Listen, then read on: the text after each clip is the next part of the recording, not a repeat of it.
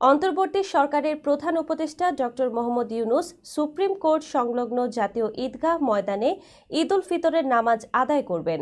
রোববার প্রধান উপদেষ্টার সিনিয়র সহকারী প্রেস সচিব ফয়েজ আহমেদ এ তথ্য জানান। তিনি বলেন, ডক্টর মোহাম্মদ ইউনূস সকাল 8:30টায় জাতীয় ঈদগাহ ময়দানে ঈদের নামাজ আদায় করবেন।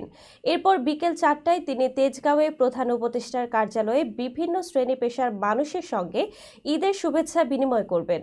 এর আগে শনিবার সকালে জাতীয় ঈদগাহে প্রধান জামাত আয়োজনের প্রস্তুতি ও সময়সূচি নিয়ে প্রেস ব্রিফিংয়ে ঢাকা দক্ষিণ সিটি কর্পোরেশনের প্রশাসক মোহাম্মদ শাহজাহান মিয়া বলেন, রাষ্ট্রপতি ও প্রধান উপদেষ্টা দুজনেরই জাতীয় ঈদগাহ ময়দানে ঈদের জামাতে অংশ নেওয়ার বিষয়ে আশা করা যাচ্ছে। এছাড়া 35,000 মুসল্লি ঈদের নামাজে অংশ নিতে পারবেন। প্রসঙ্গত, ছাত্র জনতার গণ অভ্যুত্থানের মুখে গত 5 আগস্ট আওয়ামী লীগ সরকারের পতন ঘটে। এরপর 8 আগস্ট অন্তর্বর্তী সরকারের প্রধান হিসেবে দায়িত্ব নেন নোবেল জয়ী ডক্টর মোহাম্মদ ইউনূস। দায়িত্ব গ্রহণের পর এবারই প্রথম তিনি ও তার উপদেষ্টা পরিষদের সদস্যরা ঈদ উদযাপন করতে যাচ্ছেন।